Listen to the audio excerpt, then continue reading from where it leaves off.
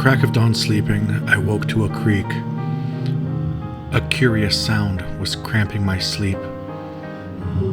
I crawl from my crib and put on my Crocs and creep like a croc to the crew's eating stop. On the crest of the stairs a critter could be, the crux of this tale, so let me go see. Like a criminy shroom, I cram in to look, so who's creatively eating in my kitchen nook? I see my kids crouching while cracking the door, crunching away with crumbs on the floor. Has a crossroads, a crisis just been crystallized? But they croon and crunch croquettes with joy in their eyes. I cried a small tear and creaked back to bed and let them crunch down on the last crispy croquette. Every once in a while, and especially during the holidays, I run a combo meal in my family. I make mashed potatoes the first day to accompany a meat, and then use the same mashed potatoes a day or two later to make potato croquettes. On Christmas Eve, which is also called Vigilia, meats aren't eaten, and so I make mashed potatoes and leave the bacon out on the side, and then add the bacon the day after to complete the meal. This is a blended recipe, drawing from multiple cultures, with French being obviously the starting point, but there are other blends here which make it look fancy but feel like comfort food. And they are so inexpensive to make and take very little time if you plan it out, and you also get 2 meals out of 1. It's really what you do with the foods that makes them your own and not their origin. Potatoes don't even come from Europe, and neither does pasta, but look what Italians have done with basic pasta and what the French did with cream. Well, what the Eastern cultures did with root vegetables such as potatoes, onions, or beets is absolutely fascinating, and that is an angle we are adding here. The magic of cuisine is when they can make something out of seemingly nothing. Sauces from creams, 100 dishes from pasta and tomatoes, all tasting differently, 50 different ways to use onions without you knowing onions are even in a dish. So gather up those onions and bacon and let me share this homemade recipe that will satisfy the bunch, make the holidays feel toasty, and save you a lot of money in the process. You're going to need 1 bag of potatoes, 2 to 3 onions depending on size, 1 block of cream cheese, a half to full stick of butter, and around a cup or a little bit more of sour cream, and of course bacon, preferably the smoked kind you can get in certain stores like ethnic stores, Polish markets, and so forth. Start peeling the potatoes while you boil the water. I use this gadget because I hate peeling potatoes and it seems to work well, but it does leave the ends exposed with skin, so I trim the skin off the edges with a couple cuts and it seems to work well for me. I picked this up for around $30 and it saves me a lot of time when I cook in bulk, as I always like to do. For us as a family, making the most out of our dollars spent is the name of the game, so leftovers and making them look like they're not leftovers is really key. I cut the potatoes in smaller pieces so they cook quicker and are more consistent. Then I dice up the onions. Today I am using only a few onions, so I didn't bring out the onion dicer or the food processor. I cut the onions in half and remove the furry side, and then I cut strips down the onion and finally cut across, giving me nice diced onions. I sweat the onions and reduce them to a golden brown using butter and medium heat. Put the onions aside and begin on the bacon using olive oil if you are using smoked bacon, and no oil if you're using grocery store cured bacon.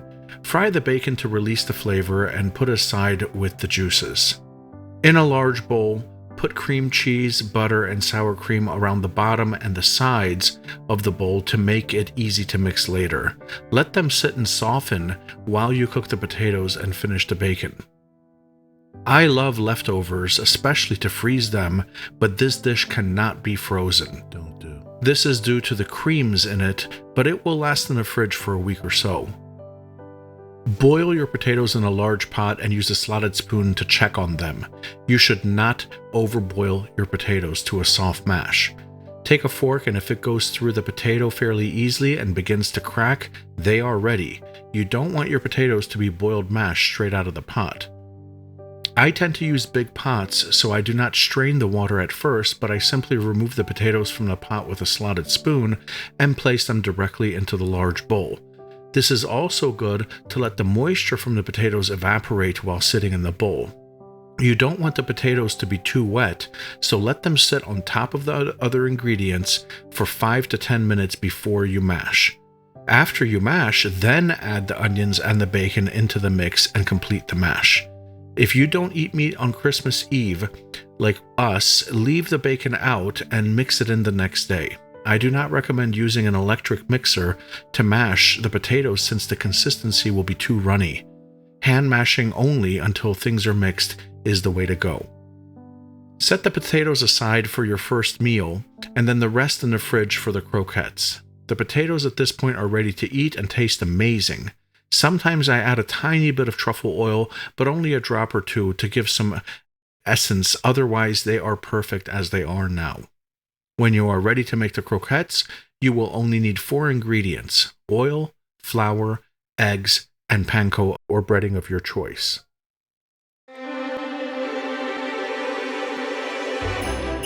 Croquettes are kind of a common food across Europe and Asia, where we fry up little balls stuffed with local goodness.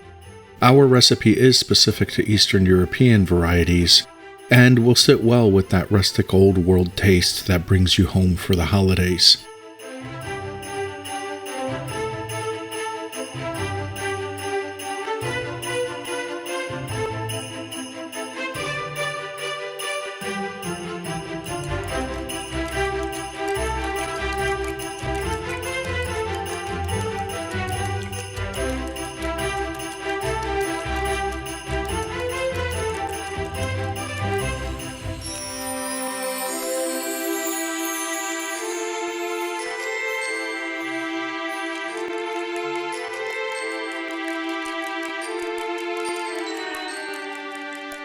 It's best to use an unseasoned panko, and just use salt and pepper to season it, since you don't want your croquettes tasting like any other fried dish using the same seasoned breading flour. There are 3 steps. You may panic on the first 2, and then you will be relieved on the third one. You grab a handful of potatoes and shape them into a croquette form. Your potatoes should be refrigerated at this point so they are easier to handle. You do not want to be making these as soon as you boil the potatoes, as they will be too mushy. Either way, you will panic when you see it is really difficult to keep the shape when you first put them into flour. Don't worry, just gently sprinkle flour all over while trying to keep the shape consistent. As soon as you pick it up, your fingers may deform it, and you will panic again when rolling it in the egg. Don't worry about this, but just try to keep it from breaking into pieces. Now gently lift the potatoes into the breading, set it down, and sprinkle the breading onto it. It is now time to shape it to what we want using the panko. As you shape, you use the panko to press against the mashed potatoes, and the more you press and shape, the panko will just stick to the potato and give you a crust, but it is here that the shape of the croquette is formed, not in the flour or the egg. Gently put aside while you prepare the other croquettes, or I just like to throw it in the pan while I work on the others. If you are submerging it in oil, the potatoes might separate from the crust, so I recommend oil only halfway to the top so the moisture can breathe out without detaching from the potatoes. I got this trick from making fried chicken. Gently slide them in your pan to make sure they don't stick to the bottom. Do not flip them over until the bottom is hard enough for you to grab with tongs without damaging the croquette. Put on a rack when each one is done, and they taste really good after cooling, so you have time to prepare accompanying dishes. The trick to making a great meal is planning, and the trick to planning a good meal is thinking about it, researching, and being inspired well before you start.